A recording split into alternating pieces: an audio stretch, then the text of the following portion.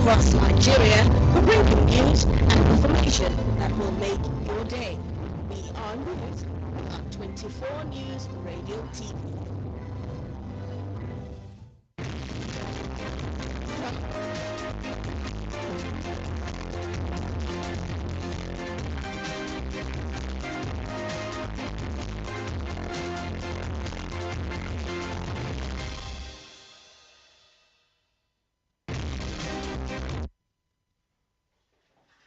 A lovely afternoon to you. Many thanks for joining us on the news at noon. My name is Grace Nwafo. The National Universities Commission, NUC, has approved the establishment of 18 new full-time academic programs at the University of Jos. The institution's Senior Deputy Registrar, Abdullahi, confirmed the development in a statement, noting that the programs will commence in the 2025-2026 academic session. He explained the approval as a significant expansion of the university's academic offerings, aimed at enhancing educational opportunities and addressing the evolving needs of students and the wider community. Abdullahi said the approval followed a comprehensive resource verification visit conducted by the NUC, during which it assessed the human and material resources available at the university for the successful establishment of the programs. According to him, the evaluation ensured that the University of Jos is well equipped to provide quality education in the new fields. The Nigerian Civil Aviation Authority has called on passengers aboard the Ibom Air Uyo Lagos flight during last Sunday's incident to provide first-hand accounts to aid its investigation. On Tuesday, NCAA Director of Public Affairs and Consumer Protection, Mike Achimugu, urged anyone who witnessed the event leading to the fracas to contact him via direct message or email at michael.achimugu@ncaa.gov.ng. He stressed that while the unruly behavior witnessed on the flight would not be excused, the authority was determined to ensure that every other person who was culpable down the line is held accountable. Achimugu disclosed that NCAA officers in Lagos would embark on a fact-finding mission, engaging the police and other security personnel involved in handling the incident. Describing the matter as a test for the system, Achimugu noted that such events exposed operational gaps despite robust regulations and improved safety procedures. And from Sokoto State, the Sokoto State government has commenced the rehabilitation of 2 dilapidated blocks containing 18 classrooms at the historic Sheikh Abubakar Gumi Memorial College. The initiative, spearheaded by the Ministry of Basic and Secondary Education, is part of ongoing effort to decongest classrooms, create a more conducive learning environment, and restore the college infrastructure to its former glory. This was disclosed by the Commissioner for Basic and Secondary Education, Ahmad Ladan Al-Ala, during an inspection visit to the school in Sokoto. Accompanied by all directors in the ministry, the Commissioner expressed satisfaction with the quality of work and commended the contractors handling the project. He, however, urged them to expedite completion so the classrooms can be ready for use before the next academic session. The Commissioner also visited Ubeg Basic School along the Western Bypass, where he inspected ongoing improvement and discussed plans to equip the facilities designed to cater to out-of-school children.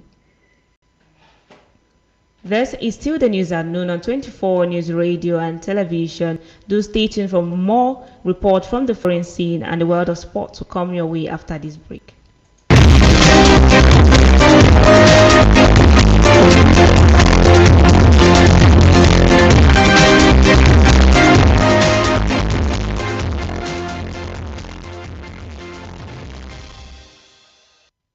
Yes, glad to know they are still there. If you're just joining us, this is the news at noon on 24 News Radio and Television. Over now to the foreign scene. Colombian presidential candidate Miguel Uribe has died 2 months after being shot at a campaign rally as the attack rekindled fears of a return to the nation's violent past. The 39-year-old conservative senator, a grandson of former President Julio Cesar Tobe, was shot in the head and leg on June 7 at a rally in the capital, Bogota, by a suspected 15-year-old hitman.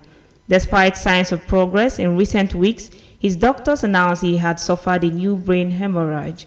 Authorities have arrested 6 suspects linked to the attack, including the alleged shooter who was captured at the scene by Uribe's bodyguards. Following a nationwide manhunt, police announced the arrest of an alleged mastermind behind the attack, Elder Jose Arteaga Hernandez, alias. Police have also pointed to a dissident wing of the defunct FARC guerrilla group as being behind the assassination. Pop icon Madonna has made an appeal to Pope Leo, urging him to visit the blockaded Gaza Strip amid a starvation crisis that has sparked international outrage. Marking the 25th birthday of her son Rocco Ritchie on Monday, Madonna also announced plans to donate to humanitarian organizations working in Gaza. A United Nations agency said late last week that acute malnutrition among children in Gaza has reached the highest levels. In July alone, nearly 12,000 children lower than 5 in age were identified as acutely malnourished, with another 2,500 found to suffer from severe acute malnutrition. The UN Office for the Coordination of Humanitarian Affairs said it is the most life-threatening form. Family members of victims in the world's deadliest single aircraft accident has hiked to the mountainous site in Japan where the plane went down as the country marked 40 years since the tragedy that killed 520 people. On August 12, 1985, the doomed Boeing 747 was around 40 minutes into an hour-long flight from Tokyo to Osaka when it crashed into a mountain about 120 kilometers, 75 miles northwest of the capital.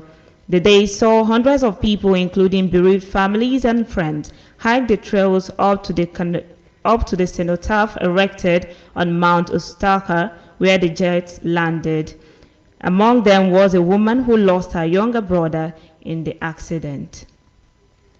And now heading over to the world of sport. Report says the Italian orienteering athlete Mattia De Bertolis died after being found unresponsive during competition at the World Games in China Chengdu province. A joint statement from World Games organizers and the International Orienteering Federation (IOF) disclosed that the 29-year-old was discovered unconscious during an orienteering event on August 8 and died 4 days later. The World Games is a multi-sport event held every 4 years for disciplines not included in the Olympics. The event took place in intense heat and humidity with temperatures above 30 degrees. Orienteering sees athletes navigate an unmarked course with a map and compass, punching in at designated spots along the route in the quickest time. De Bertolis from Primiero in eastern Italy was taking part in the final of the men's middle distance, the first medal event of the Games. Cause of death is yet unknown as at the time of this report. And that is a wrap on the news at noon on 24 News Radio and Television. Do stay tuned for more programs to be coming your way. And don't forget, You and Your Rights programs will be coming your way by 2 p.m. today. So keep a tab on this space. My name is Grace Nwafo. Have a lovely afternoon.